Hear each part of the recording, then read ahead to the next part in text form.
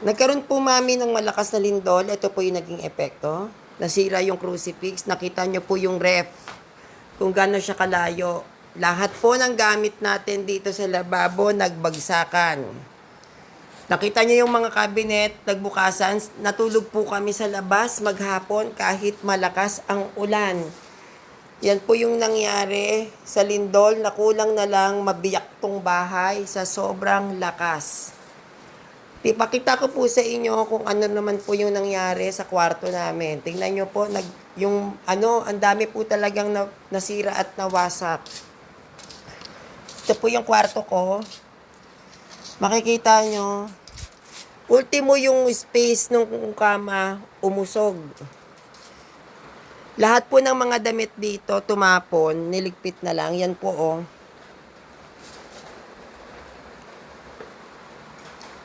Sobrang lakas po ng bagyo, ng ulan. Ayan. Bes!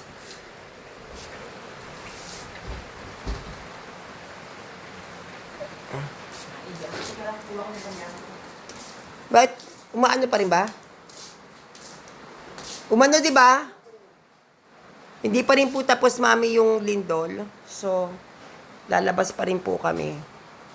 So, yan po. Basag lahat ng gamit.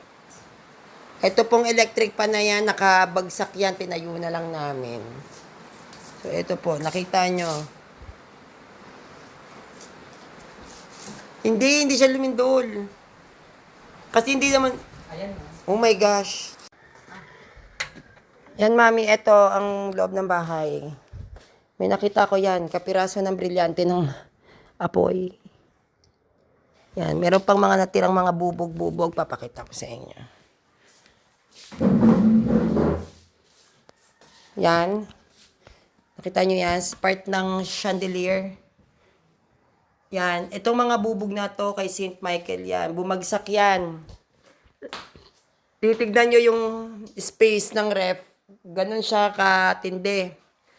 Yung mga cabinet nagbukas. Yan, oh, bukas lahat yan. Eto,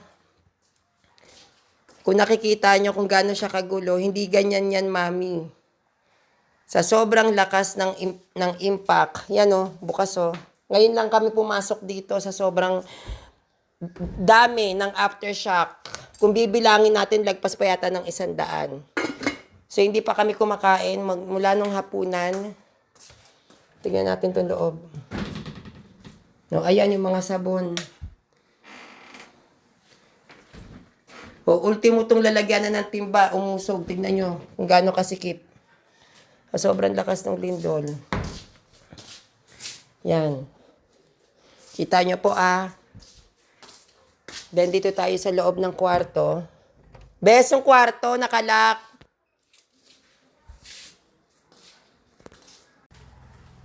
So, yan yung kutsara.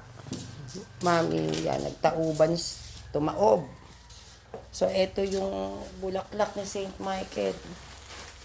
Nakita nyo, taob-taob. Pero, napakalaking himala na si Senior Santo Niño. Ligtas siya. Tapos, dito tayo sa kwarto. Yan, nakikita mo yung dulong part ng kwarto, umusog. So, yan, nakita nyo electric fan. Talagang, ano siya, nakaslay na. O, yan, mami, oh. Ganyan kalala yung lindol na pinagdaanan namin dito. Ultimo yan, nagtapunan to. Yan, nagtapunan yan. Pati itong mga damit, tingnan nyo ang gulo. Sila, nalansan na lang namin. No, yan, oh. Sobrang nakakatroma ng lindol na nangyari po dito. Kaya lahat po tayo ay dapat na mag-iingat. Yan yung cabinet po namin. So, nagche-check ako kung merong crack ba yung mga dingding kasi sobrang lakas po talaga. So, chine-check ko kung nag-crack yung mga dingding. So, sadly, meron naman. Ayan. Yan, nagkakaroon siya ng crack. Ayan, oh. So, kinakabahan ako. Kahit dito sa CR, Nagkaroon din siya ng maraming crack kaso hindi lang masyadong makita. Yan. Kita nyo po yung mga crack. Ganyan kalakas ang lindol. Yan, nagkaroon siya ng mga crack. So, titignan ko kung halimbawa lumindol ulit. Yan o. Hindi po ba? So, tumitingin ako kung may mga crack. So, ayun. Tapos, yung habang lumilindol dito, si Papa Tunat, Mami, lasing na lasing at nagsasalita na mag-isa. Hindi na siya makausap ng maayos sa sobrang kalasingan kagabi. So, yun lang po, Mami. Dahil si Ashley ay nagprepared na ng breakfast. I love you, Ma'am. Keep safe there. So, eto, Ma'am. Tanghalian namin nila Papa Tunat. Nagluto ako ng ampalaya. Tapos bumili ako ng isda. Danggit ata tawag dito. May suka. Bumili ako ng suka. Ayan. Ayos na namin ni Ashley. Tapos, yung ilalim ng kalan, butas, nahulog dyan yung shellene. So, pinabuhat ko yung kila Ate Wilma para magamit yung kalan. Yan yung kalan. Lilinisin ko na lang yan after. Marami pa kasing aftershock. So, ito yung CR.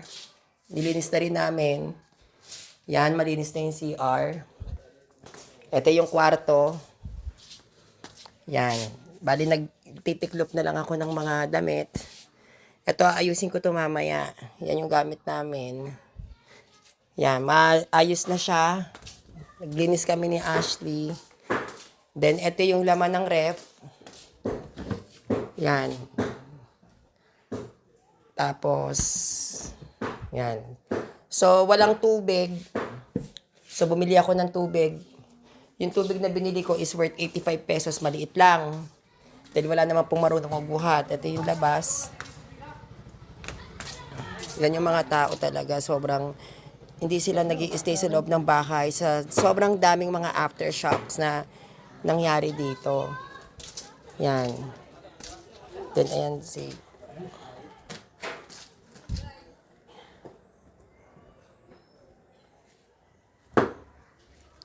Ayan, Mami. At least you know. Oh, ito po yung bahay. So, gawa na yung crucifix. Sinabi ko na kay Papa Tunat. Yan. So, pinapatuyo na lang yung ano. I don't know kung anong dinikit niya dyan. Pero, maayos na siya. So, yun po yung Santo Niño. Ito na po yung bahay. Malinis na ulit. But, still, continued pa rin yung lindol. Mayat maya siya lumilindol. Mayat maya siya yumayanig. Kaya kinakabahan din ako. But, hindi ko maiwan yung bahay kasi walang tao. So, talagang sinesecured ko yung bahay natin. So, eto na lang ang lilinisin ko. Yan, eto kasi sobrang dumi niya. Kagabi ko lang siya nagamit itong kalan. So, napakadumi. Kikiskisin namin ni Ashley. But as of now, hindi muna namin lilinisin kasi nga malakas pa yung lindol. So, eto, nagtimpla lang kami ng kape. Nagtimpla ko rin ng kape si Papa Tunat. At ako yung nagluluto. So, later, magluluto na po kami ng aming hapunan. So, papakita ko na lang po sa inyo kung ano yung mga hapunan na ipe-prepared ko para kay Papa Tunat. I love you, Mami. Keep safe po dyan. At mag-iingat kayo. Huwag po kayo mag-alala sa amin dito. Okay naman po kami. And I can handle everything. Basta nandito ako sa bahay.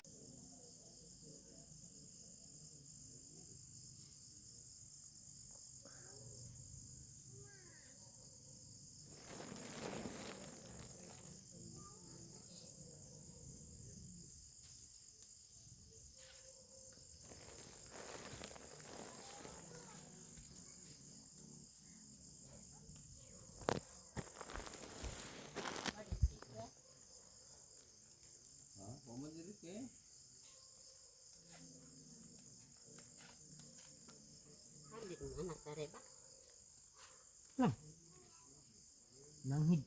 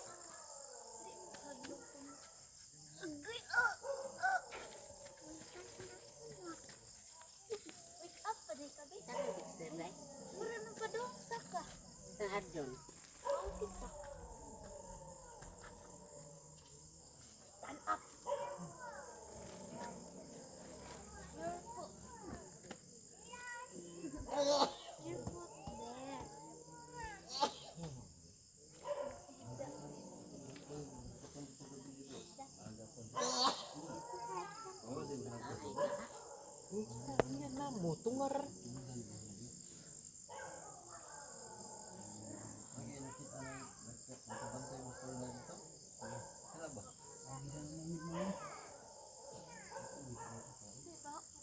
Di ka na matumba ng tunga.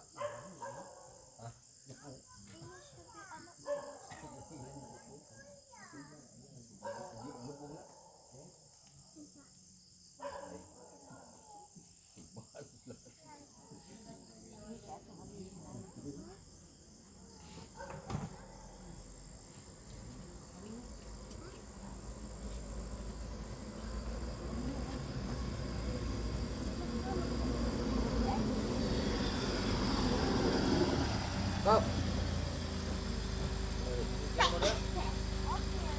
Ano tirman? Apa siguro dire? Ito yan, Mami. Ito yung pinsala ng lindol naman kay Tita Agnes. Yan, nakikita nyo po. Lahat ng gamit nila dito ay nasira. Nagiba. Tapos, ito yung likod. Yan. So, ano ako ng food. Yan. Talagang grabe ang lindol dito. So, ayun. Dito ako kila Tita Agnes. Nagdala ako ng ulam, Mami. Yan. Dito sila nagkikisleep. Nganong pagtangon na. Yan, yun ah. Lagi ko nung dili. Medyo may nag-ingon yun nga pagtangon. Si ginoon si ma'am ko ang mama. Ayan, Mami. Nandito po kami sa labas. Pinahiram ko yung kalan. Ayan yung kalan natin. Kasama yung mga tao dito. Ayan. Teka lang. Ayan. Si Tita Wilma, si Joanne, nagkakabit na cortina. Sobrang init kasi. Tapos, yan. Ito yung tent namin. Diyan sila nagluluto.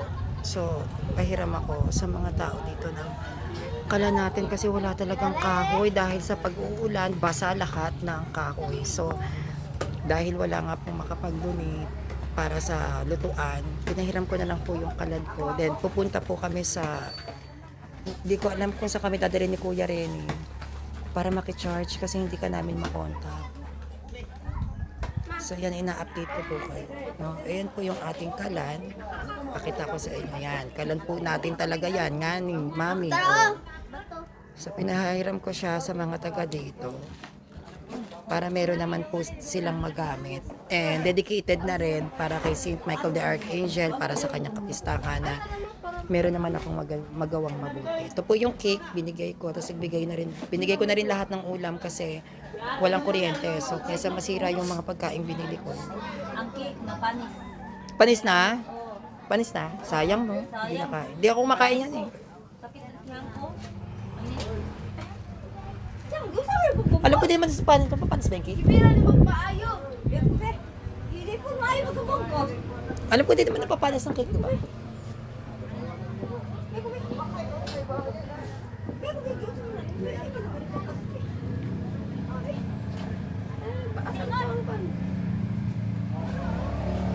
Ang dami po talagang tao ngayon, Mami. Ano? Kasi patuloy pa rin ang paglindol. Talagang ayaw niyang tigilan ng San Miguel sa kanyang paglilindol. So, ayan.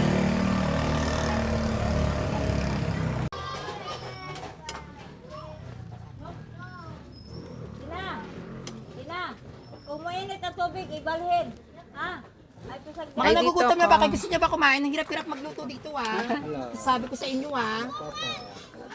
Paborito ko po kasi ito. Kuwang siya, Globin. Ha? Hirap magluto, ah. Sana makausap ko si Mami. Smile po day, smile po day. So, magkawin. Kalayo mo po mo nagluto. Ako nagluto rito dito.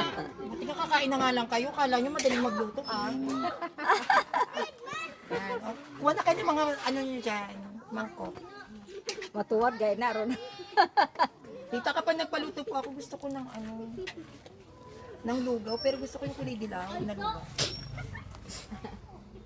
Tapos paan ng manok, no? Oh, pwede ra. Pag natawag ako na po si Mami. Okay na to. Oo. Alam, sakyanan dire. Kapag rerentahan yung sasakyan ni Kuya Mike,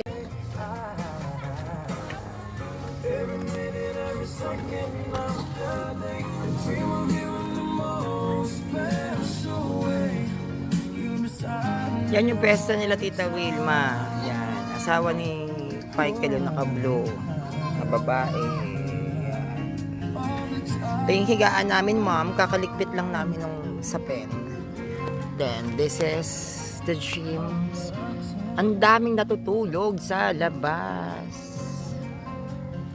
Yan. Good morning, mommy. Ayan. Ito si Ashley, tulog pa.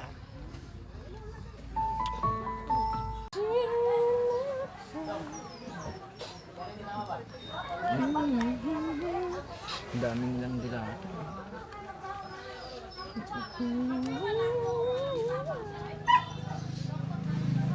Ito yung kila Tita Agnes ngayon. O, di ba? Wala si Tita Agnes, nasa meeting sa barangay. Yan. So, pumasyal lang ako para i-check sila kung okay ba. Yan. Lahat sila ay tumutulong sa barangay, mami, para sa mga ayuda ng mga tao. Yan. Dito sila nag-i-stay din sa labas. Ay, pabasa natin yung kay Kuya Mark. Yan si Kuya Mark. Mark Steven Casinilio Lepiten for graduating in Bachelor of Science in Criminology. Yan. Graduate na si Kuya Mark ng Criminology, mami. Yan. Ito yung kanilang kainan. Yan. Tapos, dito sila natutulog.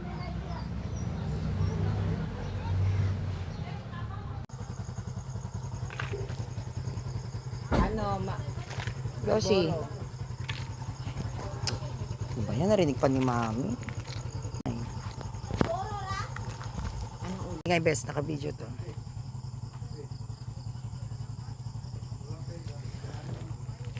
Mami, dito kami bumibili ng pagkain sa tindahan na to. But look, ito mami, oh, tanda mo ba itong tindahan na to? Yan, dito kami bumibili pero nag-iba siya gawa ng lindol. Yan. Update ko lang kayo sa nangyayari kasi nasa abroad kayo. Oh. Yan, oh. Tanyo, oh. Ba?